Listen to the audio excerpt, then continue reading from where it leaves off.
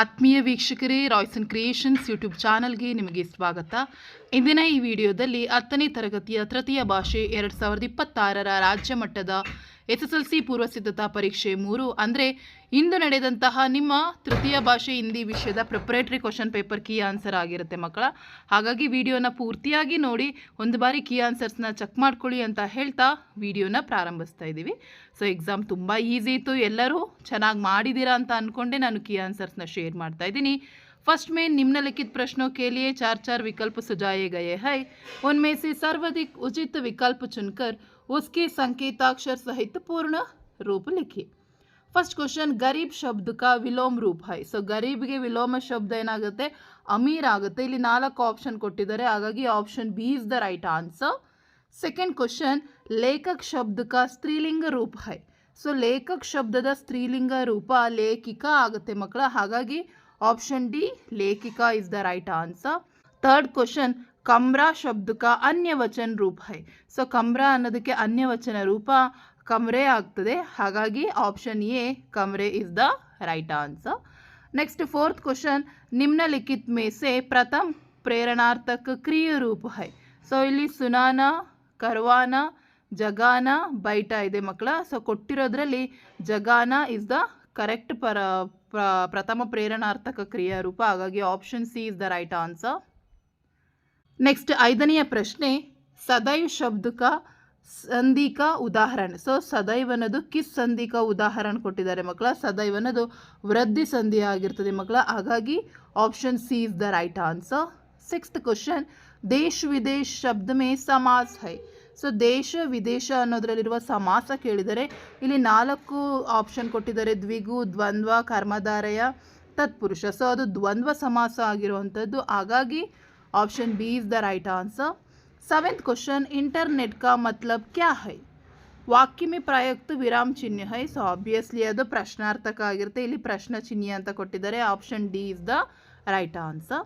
Next 8th question, आप साधारण robot dash काम चल सकते हैं. रिक्त स्थान में सही कारक चिन्ह होगा. सो आप साधारण रोबोट से काम चल सकते हैं.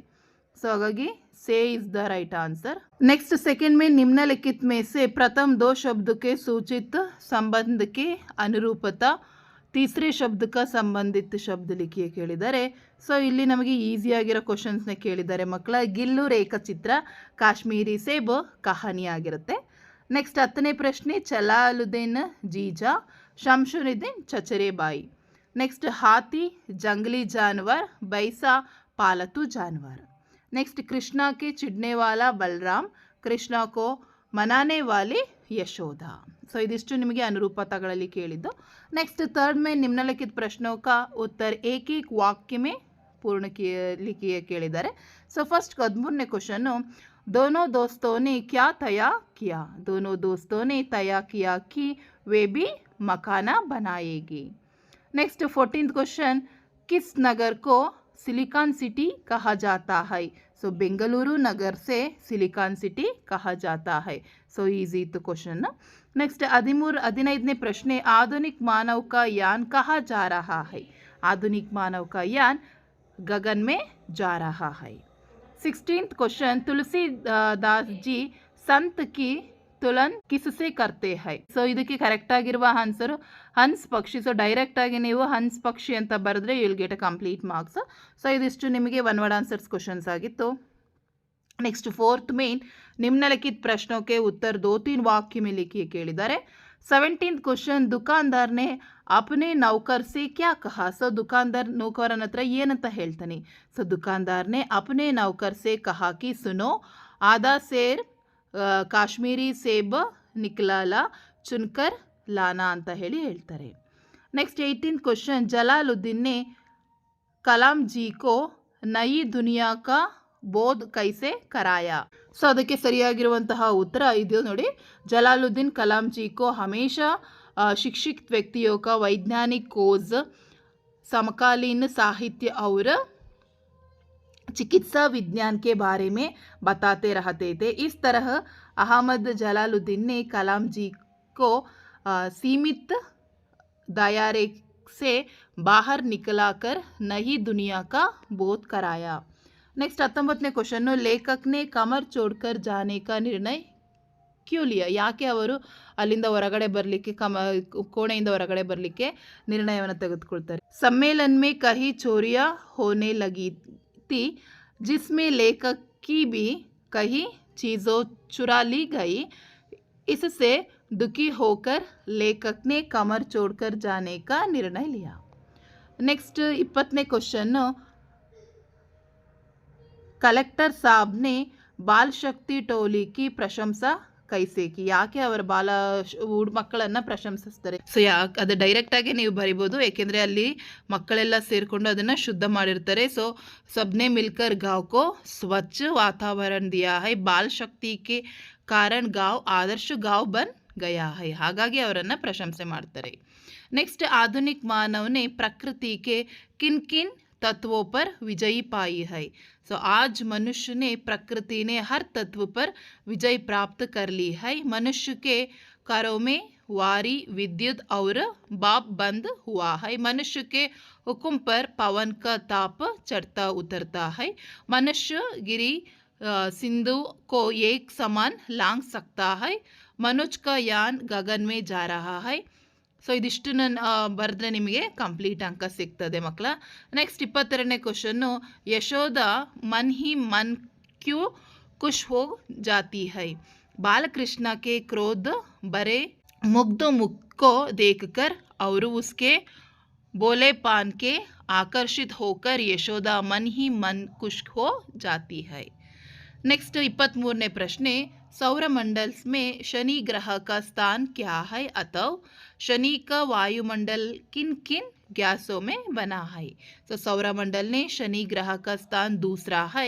सौरमंडल के सबसे बड़ा ग्रह बृहस्पति के बाद शनि ग्रह की कक्षा आती है. नेक्स्ट शनि ग्रह ಯಾವ್ಯಾವ ಗ್ಯಾಸಿಂದ ಆಗಿದೆ ಅಂತ ಕೇಳಿದ್ದಾರೆ. So hydrogen helium methane ammonia आदि गैस ने शनि का निर्माण हुआ है. नेक्स्ट 24ನೇ प्रश्न शास्त्र में सत्य बोलने का तारीफ कैसे समझाया गया है? ಅದಕ್ಕೆ ಕೇಳಿದ ಇದಕ್ಕೆ ಆನ್ಸರ್ ನೋಡಿ. शास्त्र में सत्य बोलने का कुछ इस तरह समझाया है. सत्य ब्रयंत प्रिय ब्रयंत ना ब्रयंत सत्य मा प्रिय, अर्थात सच बोलो जो दूसरे को ಪ್ರಿಯ ಲಗೆ, ಅಪ್ರಿಯ ಅಸತ್ಯ ಮತ್ ಬೋಲೋ. ಸೊ ಇದು ಅದರ ಆನ್ಸರ್ ಆಗಿರುತ್ತೆ. ನೆಕ್ಸ್ಟ್ ಅದಕ್ಕೆ ಆಪ್ಷನ್ ಕೊಟ್ಟಿದ್ದಾರೆ ಮಕ್ಕಳ.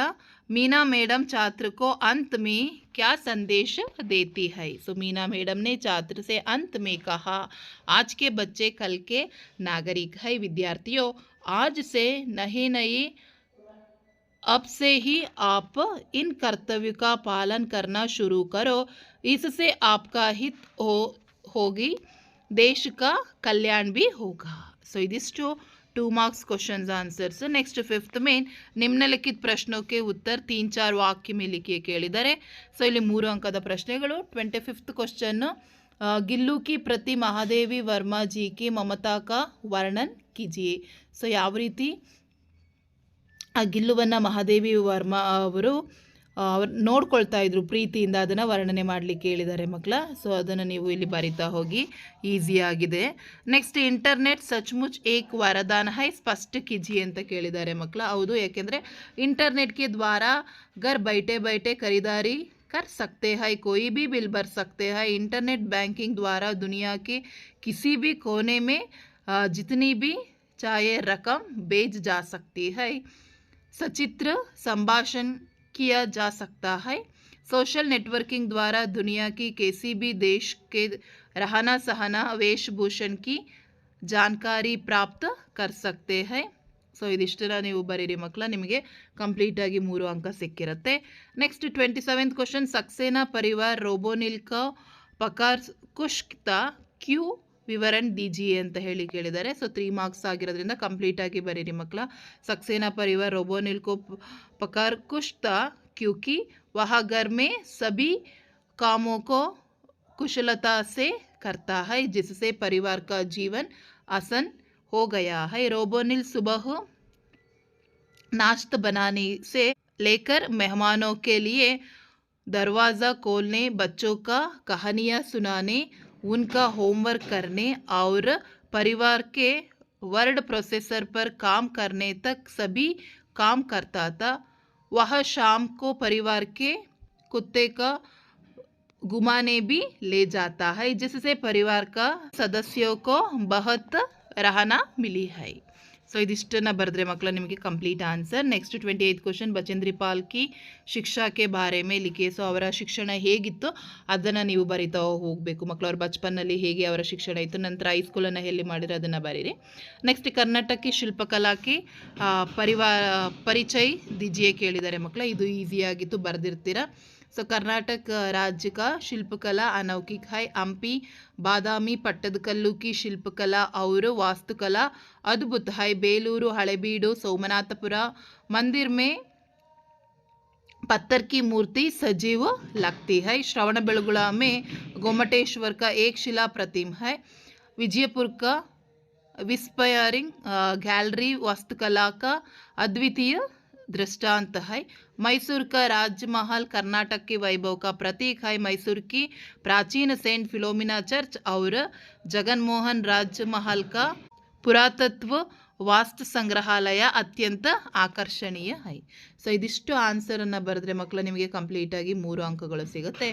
ನೆಕ್ಸ್ಟ್ 30th ಕ್ವಶನ್, ಮಾತೃಭೂಮಿ ಮೇ के प्रकृति सौंदर्य का वर्णन कीजिए. ಸೊ ಮಾತೃಭೂಮಿಯ प्रकृति सौंदर्यವನ್ನು ಕೇಳಿದರೆ, भारत माँ के खेत हरे भरे और सुहाने है. वन उपवन फल फूलों से युक्त है. भारत भूमि के अंदर खनिजों का व्यापक धन भरा है.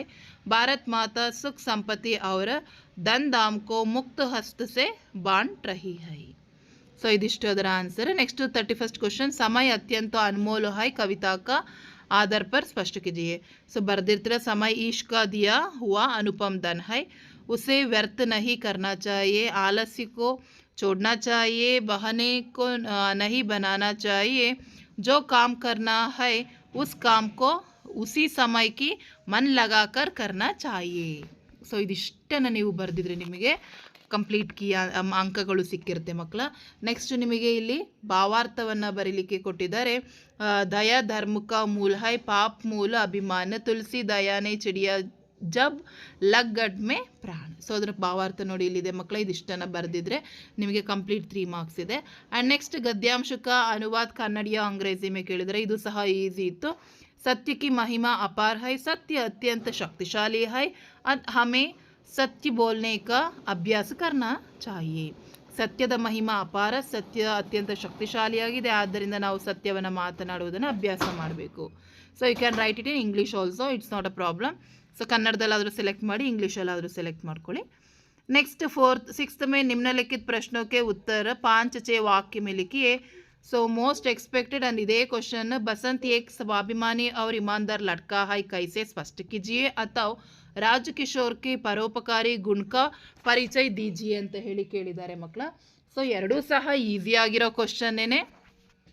ಸೊ ಆನ್ಸರ್ ನಿಮಗೆ ಡಿಸ್ಪ್ಲೇ ಮೇಲೆ ಕಾಣಿಸ್ತಿದೆಯಲ್ಲ, ಇದಿಷ್ಟು ಬರೆದಿದ್ರೆ ನಿಮಗೆ ಕಂಪ್ಲೀಟ್ 4 ಅಂಕ ಸಿಗುತ್ತೆ. ಯಾವುದಾದ್ರೂ ಒಂದನ್ನು ಸೆಲೆಕ್ಟ್ ಮಾಡಿ ಬರೆದಿರ್ತೀರ.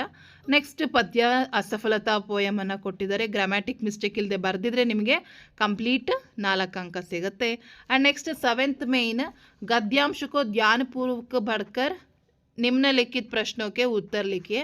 ಸೊ 4 ಲೈನ್ ಇರೋದು ಮಕ್ಕಳ, ಅಷ್ಟನ್ನು ಓದ್ಕೊಳ್ಳಿ.